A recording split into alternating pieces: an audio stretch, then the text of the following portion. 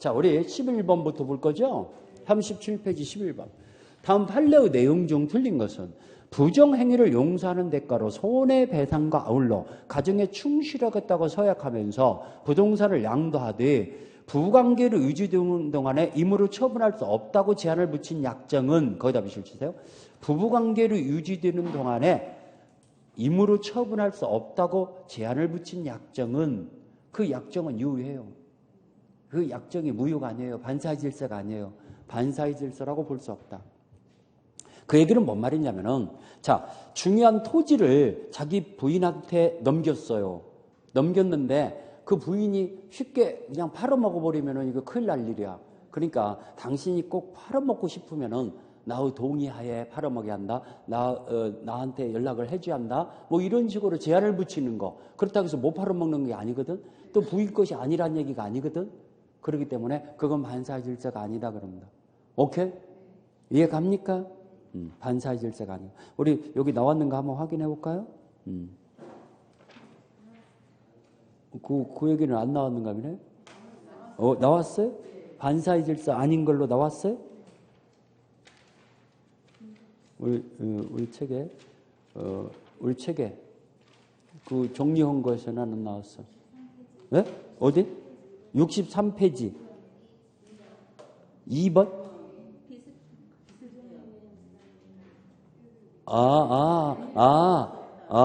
부부관계를 그 나오네. 이건 반사의 질서에 해당하지 않는 거예요. 부부관계를 유지되는 동안에 처가 임으로 처분할 수 없다고 붙인 약정. 이 맞아. 그대로 나온 거네. 반사의 질서에 해당하지 않는 거 2번 나왔네. 오케이? 그 얘기예요. 그러니까 이건 반사의 질서가 아니라는 거. 그러면 1번 맞고. 강제집행을 면할 목적으로 부동산의 소유자 명의를 명의신탁하는 거. 우리 명의신탁은 반사의 질서라고 해서 아니라고 그랬어요. 대답 맞네. 이거 굉장히 중요한 건데. 자, 명의신탁 약정이나 그 다음에 우리 통정의 표시, 가장행위나 세 번째 강박행위나 강박행위 그 다음에 네 번째 명의신탁 약정, 가장행위, 강박행위 그 다음에 하나가 더 있는데 네 가지 반사의 질서가 아닌 거 이런 것들은 반사의 질서가 아니에요. 반사의 질서가 아니다. 아니기 때문에 이건 이 746조가 적용이 안 되죠. 적용이 없어요. 그럼 명신탁 약정, 신탁자가 수탁자에게 넘겨놨던 등기, 얼마든지 말소 등기 청구할 수 있죠. 자, 가장 매수인 앞으로 넘겨놨던 걸 가장 매도인이 반환 청구할 수 있죠. 이것이 빠졌구나. 강행규정 위반행위. 자, 강박행위도 이 하자인은 의사표시로 계약이 취소 사유가 생기는 거지 반사의 질서는 아니죠. 그 다음에 강행규정 위반행위도 무효인데 반사의 질서는 아니니까 이행했던 부분은 반환 청구할 수 있어요, 없어요? 부당이득 반환 청구. 이게 굉장히 중요하죠. 이 네 가지가 시험 문제 참 잘 나와요. 그 위에도 많지만은 특히 이 네 가지가 잘 나와요. 반사의 질서가 아니기 때문에 이행한 부분에 대해서 반환 청구가 인정된다는 거예요. 강행규정 위반 이 네 가지, 여기까지. 지금 그걸 얘기해요. 여기 명의신탁을 타인 명의로 소유자로 명의신탁한 것은 불법원인 급여에 해당한다라고 나왔으니까 2번이 틀렸죠. 불법원인 급여다? 아니다라는 얘기예요. 3번 도박 채무를 변제에 의하여 부동산의 처분을 대리권을 수여하는 행위. 자, 도박 채권자에게 부동산의 처분을 대리권을 수여하는 행위는 유효해요, 안 해요? 유효하죠. 시험 문제 잘 나와요, 이거. 유효해요. 그러니까 그걸 제3자한테 팔아먹는 그 대리 행위가 있잖아. 그 대리 행위는 유효하죠. 제3자도 유효하게 취득하죠. 그에 따른 처분 행위도 유효하다. 맞았죠? 급여는 민법 746조 불법은 급여에 해당하는 경우에는 급여자는 소유권에 기한 반환 청구 행사할 수 없다. 오케이. 부당이득 반환 청구도 못 오지만 소유권에 기한 반환 청구도 부정된다겠죠. 대답 받는 거 보니까 찾아줘야겠네. 여러분들 여기 62페이지 디귿번 별표라고 했잖아요. 62페이지 디귿번에 103조에 위반되는 법률행위에 기하여 디귿번 별표에 있죠? 거기에 이미 이행한 경우 채권적으로 부당이득 반환 청구할 수 없을 뿐만 아니라 소유권에 대한 물권적 청구권으로 말소 등기도 허용하지 않는다 써 있죠. 그러면 부당이득 반환 청구권이라는 채권적 반환 청구도 부정되지만 소유권에 대한 물권적 반환 청구도 부정된다는 얘기예요. 103조의 불법원인 급여에 해당될 때는. 오케이? 그거. 그러니까 4번 맞았잖아요. 5번. 매도인의 대리인이 매매 계약을 한 경우에 그 계약이 불공정 행위인지 여부 판단은 경솔 무경험은 누구를? 대리인. 궁박은 본인. 매도인 본인을 기준으로 한다. 5번도 맞았죠? 이 11번 별표였어요. 11번 별표해놓고 이 5개 지문을 잘 소화시켰어요. 그 문제에다가 별표해놓고. 좋은 문제니까. 이 5번 지문도 시험 문제 참 잘 나오는 지문입니다. 경솔 무경험은 대리인, 궁박은 본인. 12번. 사회질서에 반하는 법률행위 설명 중 옳지 않은 것은 오로지 보험사고를 가정하여 보험금 취득할 목적으로 생명보험계약을 맺었어. 이거 반사회질서로 무효죠? 반사회질서로 무효입니다. 2번. 비자금을 소극적으로 은닉하면서 임치한 거, 맡겨놓은 거. 자, 수천억을 비자금을 만들어 놓고 29만 원밖에 없다는 사람도 있잖아. 맡겨놓고. 그 임치한 것은 반사회질서는 아니죠. 아니죠? 자, 임치한 것은 사회질서에 반하는 법률행위로 볼 수 없다. 그거 어디 나오냐면은 여러분들 반사회질서가 아닌 거, 반사회질서가 아닌 거에서 6번, 그렇죠. 반사회적 행위로 조성된 비자금을 소극적으로 은닉하게 해서 임치하는 행위, 맡겨놓는 행위는 반사회질서도 아니다. 아니다. 6번. 자, 3번. 부척관계를 청산하면서 희생의 배상 내지는 장래의 생활대책을 마련을 의미로 금원을 주기로 했어요. 자, 부척관계를 단절하면서 생활비를 주기로 했어. 아파트 사주기로 했어. 그거 유효해요, 안 해요? 유효하죠. 유효하죠? 그러면 공소 양속에 반하지 않는다. 맞았네? 이건 유효하죠. 자, 반사회적 법률행위로서 무효를 가지고 선의재산에게 대항할 수 없다. 이 무효는 절대적 무효다. 절대적 무효. 선의제3자한테도 대항할 수 있다 이래야죠. 그렇죠? 4번이 틀렸죠. 형사사건은 성공보수 약정. 이거 반사질서라고 있죠? 형사사건은. 자, 13번 볼까요? 다음 사례에 관한 설명 중 틀린 것은. 자, A번. 갑이 을과 도박을 하던 중 돈을 모두 잃어버렸어요. 그러자 갑은 을에게 100만 원의 도박 자금을 빌려달라고 했어요. 그리고 이에 따라서 을은 갑에게 100만 원을 빌려줬다. 그러면 지금 이거 100만 원 갚아야 안 갚아도 돼요? 안 갚아도 되죠. 그럼 갚는다고 약정을 했으면 어떻게 돼요? 그 후에 이거 꼭 갚는다. 이거 특약을 했으면 그 약정은 유효해요, 무효해요? 무효. 무효인 걸 이행하겠다라고 약정했더라도 무효입니다. 약정. 안 갚아도 되죠. B번. 병은 정에게 도박의 채무를 변제하게 해요. 정에게 자신의 부동산 처분의 대여금 변제 충당하라고 하였다. 그래서 정은 병을 대리하여 부동산을 선의 제3자에게 매도하고 대금으로 변제를 충당했어요. 이 변제 충당 약정은 무효잖아요. 그러면 제3자에게 부동산을 처분하는 행위는 유효하죠? 그럼 변제 충당했다겠어? 그거 반환 청구할 수 있어요, 없어요? 없죠. 반환 청구 못 하죠? 자, 이제 풀어봅시다. 1번. A의 경우에 갑과 을 사이의 금전 소비 대차 계약은 무효이다. 맞았죠? 자, 2번. A의 경우에 을은 갑에 대해 대여금 반환 청구할 수 없다. 없죠? 이건 무효니까. 3번. B의 경우에 병은 정에 대해서 도박 채무 부담 행위 및 변제 약정은 선량한 후술 사회질서에 위반된다. 맞았죠? 이거 다 무효죠. 4번. B의 경우에 선의 제3자와 부동산 소유권을 취득할 수 있다. 그렇죠? 이 매각 행위는 유효하니까. 5번. B의 도박 채무 이행을 위하여 정에게 대리권을 수여하는 행위는 무효이다. 유효하다. 유효하죠. 도박 채권자에게 대리권 수여하는 행위는 무효가 아니죠. 유효하죠. 그럼 5번이 틀렸죠? 14번. A 토지의 부동 소유권 이전 등기를 을이 격려하지 않았다. 그런데 병이 갑으로부터 A 토지를 매수하여 소유권 이전 등기를 먼저 격려했어요. 자, 이거 별표해내야죠. 이중매매. 자, 이중매매가 28위까지 4년 동안 계속 나오다가 29위 때 안 나왔어요. 30위 때 또 다시 등장할 가능성이 높아요. 한 문제가 이렇게 나와. 오케이? 그러면 A 토지를 지금 갑과 을이 매매 계약을 맺었는데 을이 등기를 하지 않고 있는 사이에 병한테 또 팔아먹었다는 얘기죠. 갑은 빠졌네. 을과 병만 나오고. 그렇죠? 자, 옳은 것은 A 토지가 을에게 매도된 사실을 알고 있는 병이 알고에다 동그라미 쳐죠. 알고 병이 그걸 샀어요. 그러면 그 매매 계약은 유효예요, 무효예요? 유효. 알고 있는 정도만 갖고는 반사질서가 아니야.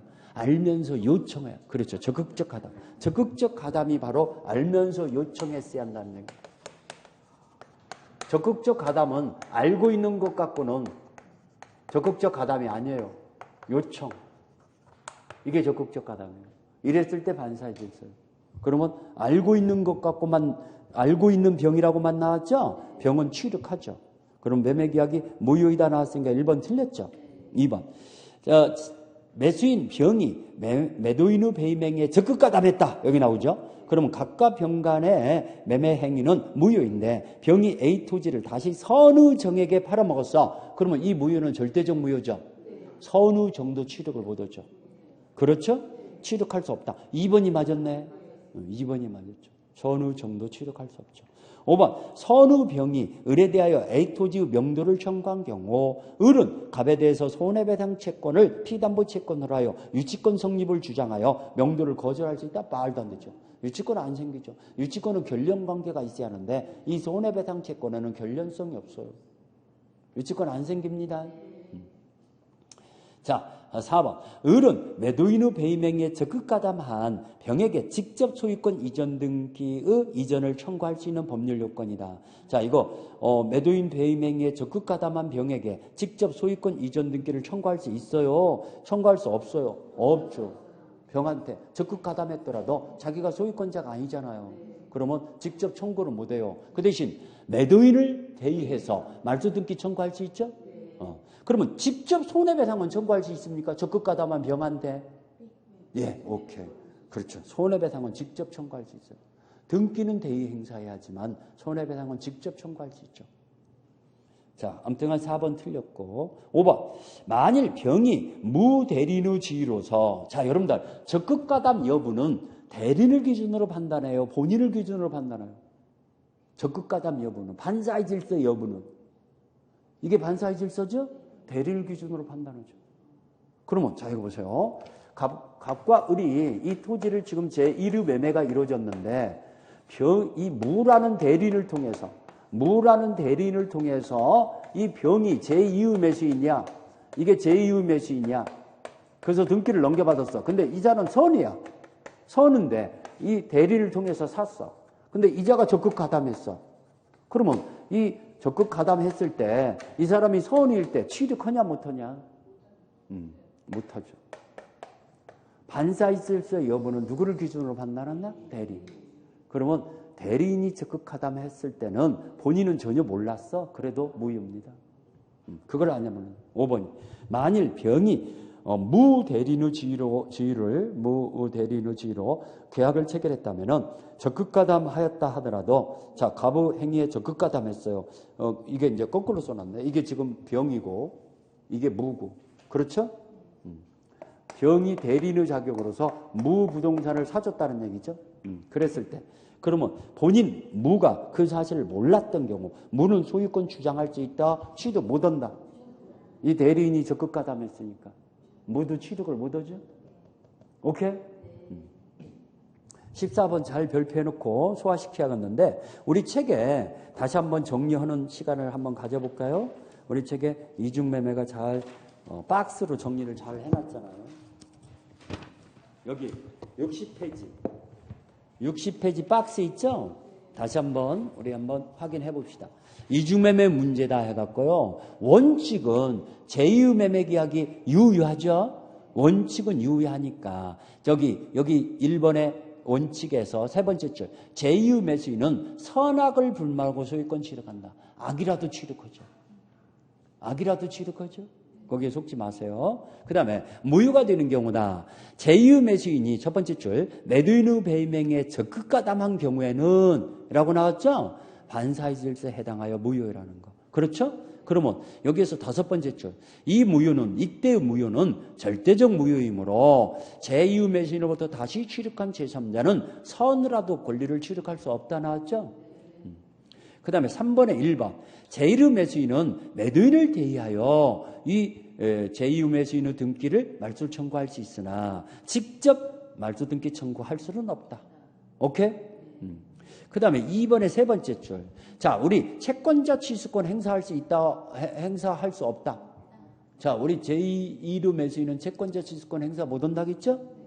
금전 채권이 아니기 때문에 채권자 취소권을 행사할 수 없다. 자, 정리가 한번 됐죠? 자, 이렇게. 15번.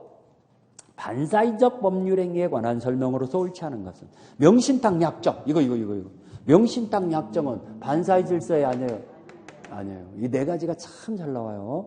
명신탁 약정은 반사의 질서에 해당한다고 볼 수 없다. 1번 맞았죠? 강제집행을 면할 목적으로 허유 근저당권 설정 등기. 허유 근저당권 설정 등기가 가장행위잖아요. 동정 허위 표시. 이거 반사의 질서 아니죠? 반사의 질서 아니라는 거. 그러면 2번도 맞고. 3번. 반사의 질서 법률행위는 법률행위 목적인 권리 의무 내용이 선량한 풍수 사회질서에 위반되는 경우뿐만 아니라 표시되거나 거기다 동그라미 쳐줘. 우리 아까 동기유불법은 표시됐다, 알고 있다. 둘 중 하나만 있으면 반사의 질서로 무효라고 그랬죠? 표시되거나 알려진, 표시에다 동그라미 치고 알려진 동그라미 치고. 이런 동기는 반사의적인 경우에 포함된다. 맞았죠?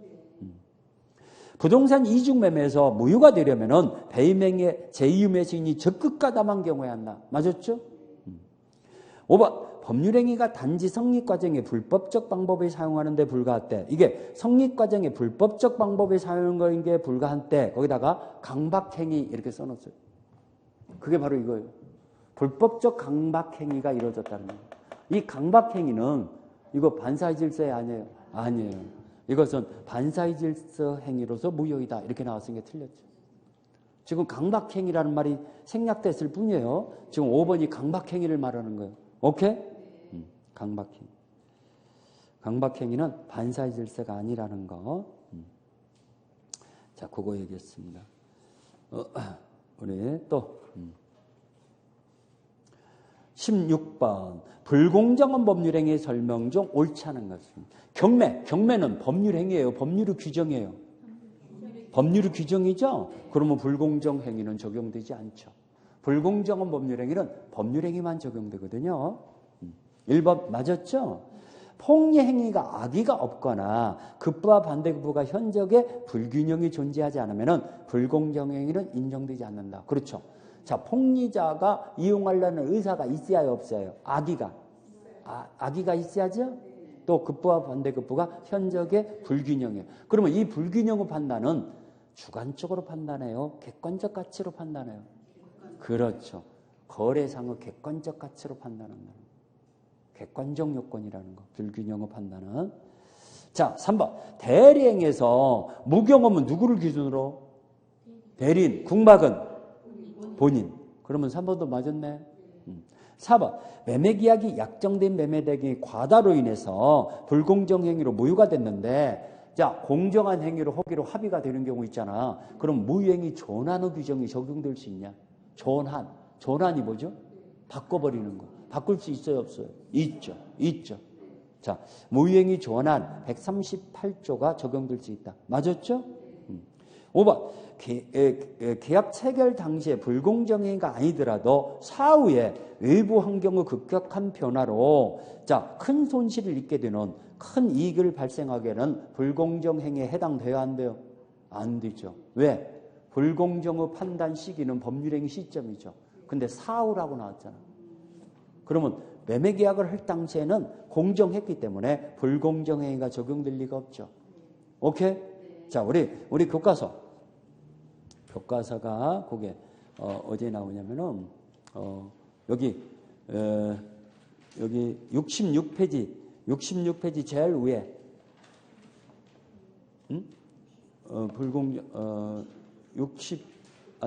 불공정 행위 판단 시기 거기네 65페이지 판례 불공정 행위 판단 기준은 법률행위 시다라고 나오죠. 거기에 객관적 가치로 비교 평가하는 건데 그 이후 사정의 변화로서 현저한 차이가 나더라도 불공정행위다 아니다. 아니다. 법률행위 시점을 기점으로 판단하는 거죠. 그걸 얘기하는 거죠. 자, 그 다음에 그 외부 환경의 급격한 변화로 현저하게 이게 가격이 높아졌다 이런 경우도 불공정 행위가 아닙니다. 거래할 당시가 공정했으면 불공정 행위가 아니라는 거. 자, 또 문제 풀어봅시다. 17번. 불공정 행위에 틀린 것은, 자, 무효인 불공정 법률 행위는 절대적 무효이기 때문에 전환이 인정될 수 없다? 인정되죠. 추인은 안 되죠. 추인은 안 되고 전환은 인정된다는 거. 이거 대답 안 오면 안 돼요. 못 오면 여기 67페이지 제일 위에 줄에 우리 교재 67페이지 제일 위에 줄에 보면은 추인하여 새로운 법률 행위로 하는 것은 허용될 수는 없다. 그러나 무효행위 전환에 의해서 138조는 적용될 수 있다. 제일 위에 써 있죠? 67페이지 제일 위에. 추인은 허용이 안 돼. 근데 전환은 허용돼. 별표나 3개나 해놨잖아. 자, 2번. 불공정한 법률행위가 되기 위한 궁박정설 무경험은 모두 구비하여 셋 중에 하나 있으면 돼요. 셋 중에 하나 있으면 충분하죠. 그러면 여러분들 이것 좀 보세요. 지금 3억 원짜리 토지를 1억 원에 팔았다는 사실이 생겼네, 매도인에게. 그러면 이 궁박정설 무경험이 셋 중에 하나가 있었던 것으로 추정되어지냐 이겁니다. 추정된다, 추정되지 않는다. 추정되지 않는다. 추정되지 않기 때문에 무효를 주장하는 피해 당사자가 입증을 해야죠. 궁박정설 무경험은 추정되지 않습니다. 굉장히 중요한 말이에요, 이거. 자, 여기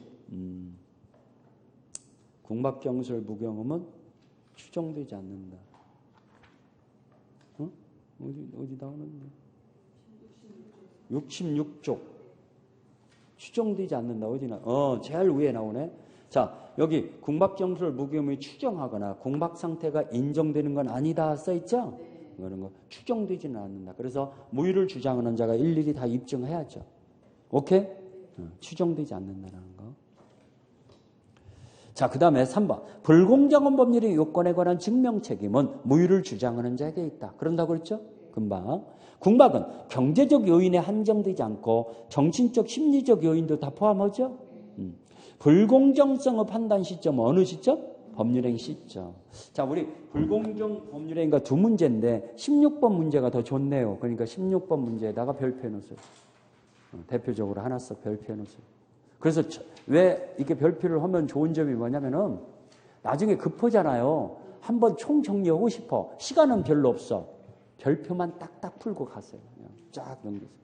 별표만. 그러면 금방금방 넘어가죠. 오케이? 예를 들어서 이 문제를 하루에 내가 그냥 싹 한번 정리해봐야겠다. 한나절에 정리해야겠다. 이럴 때는 체크된 것만, 별표된 것만. 그래도 상당한 효과가 있죠. 좋은 문제만 별표해놨으니까 18번. 자, 우리 15위 기출문제네요. 18번은 법률행위 해석에 관한 틀린 것은 행위자가 타인의 이름으로 매매계약을 체결했어요. 그러면 행위자와 명의자를 중 누구를 계약당사자적으로 볼 것인가는 행위자와 상대방의 의사가 일치하는 경우, 거기다 밀치세요. 행위자와 상대방의 의사가 일치하는 경우는 그 일치된 의사에 따라서 당사자가 확정되는 거죠. 그러면 야, 거기 불일치되는 경우 그 옆에다가 써놓으세요. 의사가 일치되는 경우는 그 말이 맞잖아. 근데 불일치되는 경우, 행위자와 상대방이 불일치되는 경우는 이거 누가 계약 당사자예요? 그렇죠. 그 얘기 듣고 싶어요. 상대방 입장에서 결정한다. 이걸 계약 당사자에 관한 해석. 불일치됐을 때는 상대방 입장에서 결정합니다. 일치됐을 때는 그 일치에 따르는 거고, 자연적 해석은 피의자의 진실을 밝히는 걸 말한다. 그렇죠? 규범적 해석은 진위가 아니라 표시행위의 객관적 의미를 탐구하는 걸 말한다. 맞았죠? 4번. 임대인이 임대차 계약서의 단서 조항에 권리금 기재 없이 단지 모든 권리금을 인정함. 거기다 밑줄 쳐놓으세요. 모든 권리금을 인정함. 그러면 임대인이 그걸 책임지겠다는 뜻이에요. 신규 임차인한테 권리금을 받아갈 걸 허용해 주겠다는 뜻이에요. 그렇죠. 임대인이 뭐 약 먹지 않는 한은 지가 권리금 내준다는 얘기가 아니죠. 그렇죠? 그러니까 모든 권리금을 인정함이라고 기재한 것은 자 임차인이 나중에 임차권을 승계한 자 신규 임차인으로부터 권리금을 수수할 것을 임대인이 용인한다고 볼 수 있다. 맞았죠? 5번 의사표시 해석이 있어서 당사자의 진정한 의사를 상대방이 안 경우 자 제가 찰떡 같은 마음을 먹었다는 걸 여러분들이 알고 있어. 찰떡이라는 걸 알고 있어. 그러면 개떡이라고 표시했더라도 찰떡으로 해석해야겠죠? 그러면 그 의사표시는 표시행위면 개떡이라고 해석해야 한다는 얘기인데 내심 효과 의사, 진의대로 해석해야죠. 표시행위가 아니라 진의 효과 의사를 기준으로 해석해야 한다 이래야죠. 표시행위는 개떡이라고 표시했어 제가. 그러면 개떡으로 해석하면 안 되죠. 여러분들이 찰떡인지를 알고 있으니까 찰떡으로 해석해야겠죠? 표자의 진의대로 해석하는 거예요. 그 진의를 뭐라고 표현하냐? 내심의 효과 의사라고 그래요. 표자의 진짜의 생각, 표자의 생각대로 해석하는 거죠. 그걸 내심의 효과 의사라고 그래요. 여러분. 외부의 표시행위가 아니죠. 내심의 효과 의사대로 추구하는 해석 방법. 그걸 자연적 해석이라고. 오케이? 뭔 말인가 알아듣겠죠? 근데 표시행위로 추단하는 효과 의사라고 나왔으니까 이게 틀렸죠. 표시행위가 아니죠. 그래서 5번이 틀렸고. 자, 19번. 자연적 해석을 하는 경우가 아닌 거. 계약의 해체는 상대방이 있는 단독행위죠? 그러면 상대방 없는 단독행위가 자연적 해석에 전형적으로 적용된다고 그랬잖아요. 상대방 있는 단독행위는 이건 자연적 해석이 전형적으로 적용되는 게 아니죠. 일단은 해제의 속뜻이었고 저쪽에서 지금 아베 총리가 뭐 정말로 그 우리나라를 골탕 먹이려는 뜻은 없고 강제징용 그걸 처리하기를 바라서 이렇게 지금 으름장 놓고 있잖아. 그러면 그게 정말로 해제의 뜻은 아니었다 하더라도 상대방은 해제한다고 했으니까 그걸로 믿고 있으면은 그대로 효력이 생기는 거야. 오케이? 뭔 뜻인지 알죠? 여러분들 그런 경우 있잖아. 그 사장한테 월급 올려달라고 하면 좀 그러니까 나 그만두겠다. 우리 수강생 한 분이 그러더라고. 격리를 받고 있대요. 격리. 야간반에 나오는데 젊은 분인데 그냥 공부하려고 해야지 하려고 보니까 이거 월급도 많이 못 하는데 뭡니까? 좀 힘들더랍니다. 그래서 그냥 공부만 집중으로 해야겠다. 취직은 뭐 그런 정도 취직은 나중에 합격하고 난 다음에 또 할 수 있지 하고 사장한테 나 이번 달 말까지만 하고 그만하겠습니다. 그때 사장이 깜짝 놀래더래요. 왜 그러냐 그랬더니 힘들어서 못 하겠다고 이렇게 했더니 월급 연봉으로 400 더 올려준다고. 400. 그러면 400 더 올려줄 테니까 그러니까 이제 2,000 줬으면은 2,400 준다는 얘기잖아. 예를 들어서 더 줄 테니까 조금 해달라고. 선생님 또 400 올려준다고 하니까 또 마음이 바뀌어져 갖고 그냥 하기로 했습니다 이러더라고. 그래서 왜 그랬냐고 그랬더니 그 사장이 왜 당신을 잡냐고 물어봤더니 당신이 자기가 격리를 다 맡다 보니까 사장은 이게 비리 이런 걸 좀 자기가 다 알고 있는 거지. 그러니까 그런 것들 또 다른 사람한테 또 맡기기가 그렇잖아요. 그러니까 그런다고. 잘했다고. 다음에 또 한 번 그만두다가 그랬어요 정말로? 네? 가서 조건을 걸으려고? 근데 월급 올려달라고 하기는 참 그렇더래요. 그래서 그냥 그랬더니 알아서 올려준다고 그러더래요. 연봉 400이면 그래도 괜찮잖아. 한 달에 얼마 그래요? 35만 원? 아무튼 자, 이 해제는 상대방 있는 단독이니까 규범적 해석이 전형적이죠. 규범적 해석. 혼인 이거 가족법상 행위잖아. 유언 상대방 없는 단독행위잖아. 소유권 포기 상대방 없는 단독행위잖아. 표의자의 진의를 속마음을 찰떡을 여러분들이 알고 있어. 그러면 찰떡으로 해석해야겠죠. 이 네 가지는 다 자연적 해석이죠. 1번이 규범적 해석이고. 자, 20번. 갑이 자신의 소유 고화를 한 점을 을에게 960만 원에 매도할 의사를 청약하였는데 청약서에는 690만 원으로 기재되어 매매계약이 체결됐다. 자, 그러면 이거 잘못 표시된 거죠? 근데 갑의 진위를 알 수 있는 다른 해석 자료가 없다. 그러면 상대방은 표시된 대로만 알고 계약이 성립된 것으로 믿고 있을 거 아닙니까? 690만 원으로 알고 있겠죠? 그러면 690만 원으로 계약을 성립됐다라고 해석하는 걸 규범적 해석이라고 하죠. 갑의 진위를 알 수 있는 방법이 없으니까. 갑의 진위를 상대방이 알고 있다 이러면은 960만 원으로 해석해도 되죠. 그걸 자연적 해석이에요. 여기는 알 수 있는 자료가 없다라고 나왔잖아. 그러면 규범적 해석이죠. 오케이? 690만 원으로 계약이 성립되는 거니까. 자, 이래서 우리가 법률행위 파트를 공부했고 의사표시장 들어가 봅시다. 의사표시장. 이 법률행위 파트에서는 다시 한번 정리합니다. 법률행위 파트에서 자, 우리 두 문제 정도가 여기에서 많이 나오면 세 문제, 두 문제 정도가 여기 한 문제 나와요. 반사의 질서. 그 다음에 불공정한 법률행위 한 문제 나오죠. 불공정 법률행위. 자, 반사의 질서 중에서도 부동산은 이중매매 있잖아. 이게 한 문제가 나올 가능성이 있죠. 그렇죠? 그래서 요것을 세 가지를 정리했어요. 세 가지. 이 세 가지가 뭐 자연적 해석이다 뭐다 이건 어쩌다 한 번씩 나오는 거니까. 근데 저것은 뭐 거의 뭐 매년 나오다시피 하잖아요. 오케이? 저 세 가지를 꼭 특히 판례 중심으로 정리해야 합니다. 판례 중심. 판례로 나와요. 여기서 하나만 더 알아놓으면 우리 강행규정 위반행위 있잖아. 강행규정 위반행위. 강행규정 위반. 그 효력규정, 단속규정 이러면서 우리가 공부했죠? 이거까지 하나 더 정리해야 합니다. 이거까지. 그러면 여기서 두 문제 내지 세 문제가 나온다. 오케이? 앞에 부분에서 가장 중요한 건 네 가지입니다. 네 가지. 자, 지금 이제 의사표시장으로 들어갑시다. 의사표시장은 자, 비진 의사표시부터 이제 공부해야죠. 여기 적중 예상 문제 50페이지. 여러분들 기출문제를 여러분들이 풀어보다가 막히는 거 있으면 체크해갖고 지나간 거라도 상관없으니까 몇 페이지 몇 번 풀어주세요 하면 제가 풀어드릴게요. 오케이? 다 설명해드릴 테니까 좀 의문 나는 거 있으면 체크해갖고 물어보세요. 50페이지. 비진의 표시에 관한 설명 중 틀린 것은 자, 비진의 의사표시는 진위와 표시의 불일치를 표자가 알고서 한다는 점에서 차고와 구별된다. 오케이. 자, 거짓말하는 걸 비진의 표시라고 하는데 거짓말하는 걸 표자가 알고 있어요? 모르고 있어요?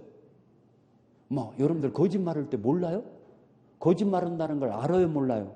여러분들이 거짓말할 때 알잖아. 모르면서 거짓말한다는 거 있을 수 없잖아. 생각과 표시가 불일치됐다는 것을 거짓말하는 자가 알고 있는 거잖아. 차고는 알고 있었어요? 모르고 있었어요? 그렇죠. 그게 바로 맞잖아. 그럼 1번 맞았잖아. 차고와 비진의 의사표시는 거기서 구별이 된다 이겁니다. 자, 2번. 비진의 표시는 상대방이 선의 과실이 없는 경우 하나 유효하다. 오케이. 선의 무과실일 경우에 하나 유효하죠. 선의 무과실은 추정되죠? 대답 맞는 것 보니까 또 확인 사살 해드려야겠어요. 자, 여기 비진의 의사표시 76페이지, 77페이지 원칙은 유의한데 거기 77페이지 제일 밑에 부분에 자, 비진의 의사표시는 표시된 대로 효력이 발생한다는 거. 그게 원칙이 유의하다. 그러면 상대방이 알았다든가 알 수 있을 경우는 무효죠? 뒷장에 넘겨보니까 예의적으로 무효다. 상대방이 지인이 아님을 알았거나 알 수 있을 경우는 무효다. 그러면 이걸 거꾸로 얘기하면 비진의 의사표시는 원칙이 유효한데 상대방이 거짓말이라는 걸 몰랐을 때, 알 수 없었을 때 유효하다는 얘기죠. 진이 아닌 의사표시. 이게 비진의 표시란 말이에요. 아니 믿자 해갖고. 비진의 표시다. 자, 원칙이 유효해요. 원칙은 유효한데 표시된 대로 효력이 생기는데 상대방은 어떻다는 얘기냐. 거짓말이라는 걸, 진이 아닌 의사표시라는 것을 몰랐고 또 알 수도 없었어야 한다. 자, 선의이면서 무과실이 한다. 선의 플러스 무과실. 하나만 갖춰서는 안 돼. 두 가지 다 갖춰줘야 해요. 이건 추정되니까 스스로 선의 무과실임을 입증할 필요 없어. 그러면 알았다, 알 수 있었다 이러면은 무효죠? 알았다, 알 수. 상대방이 거짓말한다는 것을 상대방이 알았다 또는 둘 중에 하나죠. 알 수 있었다. 여기는 두 가지 다 갖춰져야지만 유효하려면은 여기는 하나만 갖춰지면 무효죠. 그러면 이 알았다, 알 수 있다는 것은 무효를 주장하는 자가 누구죠? 표의자. 표의자가 무효를 주장하는 자죠. 여러분들 입증책임 문제가 잘 나오거든요. 입증책임 문제는요. 이거 하나만 알면은 다 끝나. 무효 취소는 무효 취소를 주장하는 자가 무효 사유임을 취소 사유임을 입증해야 한다는 거. 그거 하나만 알면 땡. 그러면 원칙은 유의한데 무효를 주장하려면은 내가 농담한다는 걸 알고 있었지 않냐? 네가 알 수 있었지 않냐?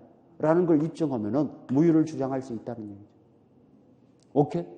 자, 이 무효를 가지고는 선의 제3자한테 대항하지 못하죠?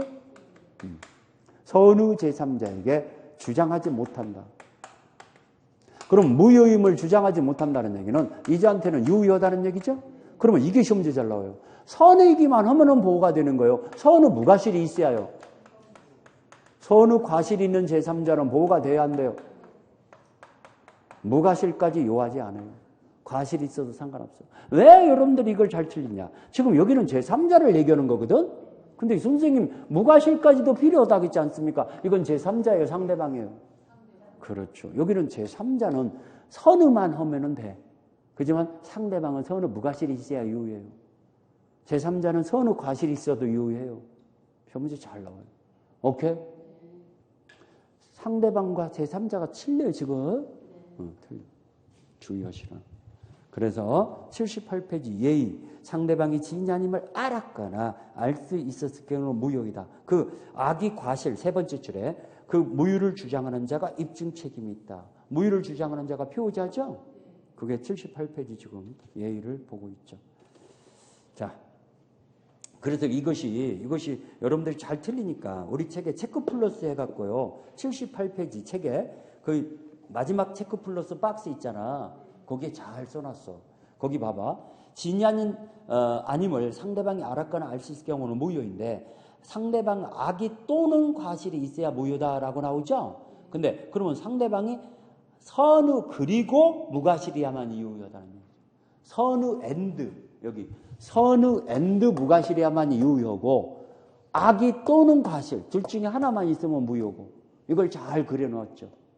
요 관계를 이게 여러분들이 자꾸 혼동하니까 체크 플러스로 잘 표현해놨죠? 이해갑니까? 잘 표현해놨죠. 자, 이제 풀어봅시다. 우리 비진의 의사표시는 상대방이 선의이고 과실이 없는 경우 하나에 유의하다. 그러니까 2번 맞았죠. 3번 비진의 표시 무효는 선의 제3자에게 대항하지 못한다. 대항하지 못하죠? 자, 4번 오직 자기 자신의 이익을 꾀하기 위해서 대리권 남용한 경우 거기다 비춰주세요. 횡령할 목적으로 대리행위를 했다는 얘기죠. 그랬다 하더라도 원칙은 대리행위는 본인한테 유효해요. 그렇지만 상대방이 그 사실을 알았다든가 알 수 있을 경우는 비진의 표시 규정을 유추 적용하여 대리행위는 본인에게 무효라는 거 알죠? 자, 이런 경우 비진의 표시에 관한 규정을 유추 적용될 수 있다. 맞았네요. 대리권 남용 동그라미 딱 치고 비진의 표시에 관한 규정을 적용한다는 거 그렇게 알아놓으시라는 거. 이것도 우리 책에 다 나와 있어요. 우리 책에. 자, 5번. 자, 이거. 강박행위는 그냥 하자 있는 의사표시를 따름이죠. 반사의 질서 아니라고 그랬죠. 비진의 표시가 아니에요. 왜 비진의 표시가 아니냐면은 잘 들어봐요. 아니다라는 거. 강박행위는 지금 쫄아서 했을 망정 생각이 결여된 거예요, 있는 거예요. 그러면 생각과 표시가 일치된 거거든. 쫄아서 일치됐을 망정 일치된 거야. 근데 비진의 의사표시는 일치된 거예요, 불일치된 거예요? 불일치된 거잖아. 그럼 틀리잖아. 강박행위와 비진의 표시는 틀려. 이건 일치된 거고 여기는 불일치된 거고. 오케이? 그러니까 강박행위는 그냥 하자 있는 의사표시를 따름이지 비진의 표시에 해당한다 이러면 틀려. 아니라는 거. 자, 거기 강박에 따라 제3자에게 증여한 경우 표자는 내심에서 진정한 원하지 않았으나 당시 상황에서 최선이라고 판단됐을 때 그건 비진의 표시가 된다라고 나왔으니까 틀렸죠? 강박 동그라미 치고 비진의 표시가 아니라는 거. 저 문제 잘 나옵니다. 그러면 여러분들 진이라는 것은 표자가 원하는 바를 뜻하는 마음속에 바라는 바를 뜻하는 거예요. 그건 아닌 거예요. 진이란. 그러면 틀려버려요. 표자고 마음속에 바라는 바를 뜻한다 이러면 틀려버려요. 바라는 바를 뜻하는 건 아니다 이래야지. 자, 여기. 자, 찾아드릴게요. 76페이지 팔레박스. 76페이지 팔레박스에 진이란 동그라미 쳤죠? 그 밑 두 번째 줄에 진정으로 마음속에 바라는 바를 뜻하는 건 아니라고 할 것이므로 라고 써있죠? 진정으로 마음속에 바라는 바를 뜻하는 것이다 이렇게 나와. 그러면 틀려. 진이라 그 상황에서 최선이었던 것이 진이야. 여러분들이 민법을 100점을 맞는 게 진정으로 바라는 마음속에 바라는 바지만은 80점만 나와도 돼요 안 돼요? 돼요. 그러니까 그게 진이야. 그게 진이야. 80점만 나와도. 네, 그렇죠. 어려워. 맞아. 맞아. 어려워. 쉬운 게 아니야. 이 민법 전반에 걸쳐서 가장 이해가 잘 안 되는 것이 의사표시장과 대리라고 하더라고요. 대리도 그렇대요. 대리도. 이해가 잘 안 간다고 하더라고요. 그래도 이해 안 가도 암기라도 해요. 맞추면 되니까. 두 문제 내지 세 문제 나오니까. 자, 그 밑에 2번 문제 봅시다. 비진의 표시에 관한 설명 중 틀린 것은, 자, 여러분들 공법상 행위, 공무원이 사직서를 제출하는 것은 공법상 행위 아니에요? 공법상 행위죠. 공법상 행위는 비진의 표시가 적용 안 돼요? 적용돼요? 안 돼요. 오케이. 적용 안 돼요. 시험 문제 잘 나와요. 그러면 이건 사직서 제출은 무효이다라고 나왔으니까 틀렸죠? 그냥 언제나 표시된 대로 유효해요. 공법상 행위는 적용 안 돼요. 그거 잘 기억하세요. 그러면 1번이 틀렸어요. 2번. 갑은 을의 환승을 사기 위해서 증여 의사 없이 보석을 을에게 주겠다고 했어요. 을이 그것을 병에게 매도한 경우 을이 이 선우 무과실이면 을 거잖아요. 병은 악이라도 소유권 취득하죠. 그렇죠. 을이 선우 무과실이면 을 거니까 그 다음 타자는 따져볼 필요 없어. 병은 선우 악을 불문하고 취득하죠. 그러면 2번 맞았죠? 자, 강박 또 나왔잖아요. 강박은 비진의 표시라 그것이 아니라고 그랬어요. 아예 안 비었어요. 강박 두 가지가 아니요. 뭔것이 아니요? 강박은 반사질서 아니다 하나. 비진의 표시 아니다. 꼭 그냥 강박이다 이렇게 알아놓으세요. 알겠죠? 비진의 표시라고 할 수 없다. 3번도 맞고. 4번. 갑이 법률상 또는 사실상 장애로 자기 명의의 대출을 받을 수 없어서 이 채무자의 명의를 빌려줬어. 그래도 이 대출 계약은 비진의 표시해야 아니에요? 아니죠?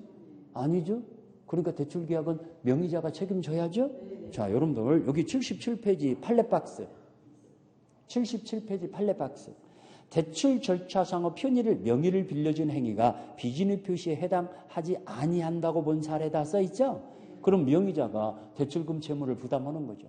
근데 선생님 어떤 때는 이 명의자가 대출금 채무가 무일하겠는데요? 어떤 때? 알고 있다 하면 틀려버려요. 양해. 오케이. 알고 있는 것과 양해는 천지차별의 차이가 나거든요. 알고 있는 것 갖고는 양해가 아니야. 합의가 돼야만이 양해야. 오케이? 그러면 은행의 양해라는 말이 나오면은 양해하에다. 이게 양해, 합의라는 뜻이야, 이게. 양해 시에는 이 통정의 표시에 아니에요. 이 대출계약은. 양해가 되면은 통정의 표시죠? 은행과 명의자가 짜고 한 거야. 짜고 합의하에 한 거야. 그러면 통정의 표시로 명의자로서는 이거 대출금 채무를 부담한다, 안 한다? 안 한다. 무효죠. 이 말이 들어가야 무효입니다. 그런 말이 없이 은행이 알고 있었다. 이것도 대출금 채무를 부담합니다. 갚아야 합니다. 은행이 알고 있더라도 갚아야 합니다. 명의자가. 알겠죠? 거기 헷갈리지 마세요. 그거 얘기해줬고, 그 다음에 5번. 어떤 의사표시가 비진의 표시로서 무효를 주장하는 경우 증명 책임은 주장자에게 있다. 자, 무효라는 것은 무효를 주장하는 자가 입증해야 한다고 그랬죠? 무효를 주장하는 자가 표의자라고 그랬죠? 의사표시를 하는 자가 입증해야 한다. 무유임을. 그러니까 5번 맞았죠? 1번이 틀렸고, 자, 3번. 비진의 표시에 관한 설명 중, 옳지 않은 것은 1번. 비진의 표자가 진이 아닌 의사표시는 이유나 동기를 묻지 않는다. 이유나 동기는 묻지 않죠? 2번. 법률상 또는 사실상 장애로 자기 명의 대출을 받을 수 없는 자. 여기 또 나오죠? 명의를 빌려준 경우. 이거 비진의 표시라고 볼 수 없다. 볼 수 없다.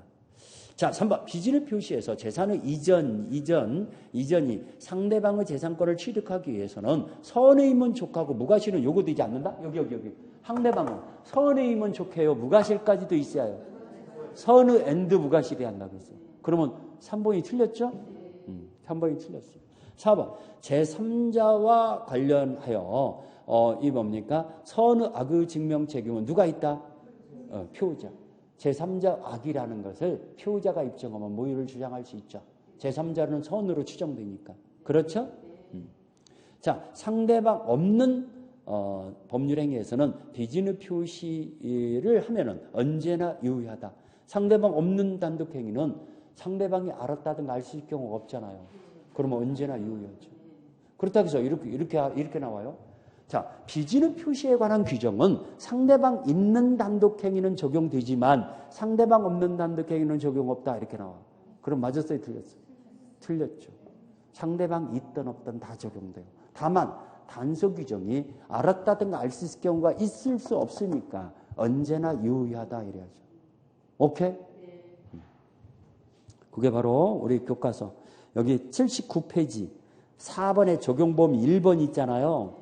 거기에 자, 계약상의 의사표시뿐만 아니라 단독행위도 적용되는데 상대방 있는 의사표시에 한하지 않고 상대방 없는 단독행위도 적용된다. 다만 상대방 없는 의사표시는 단서 규정이 적용될 여지가 없으므로 언제나 유효가 된다.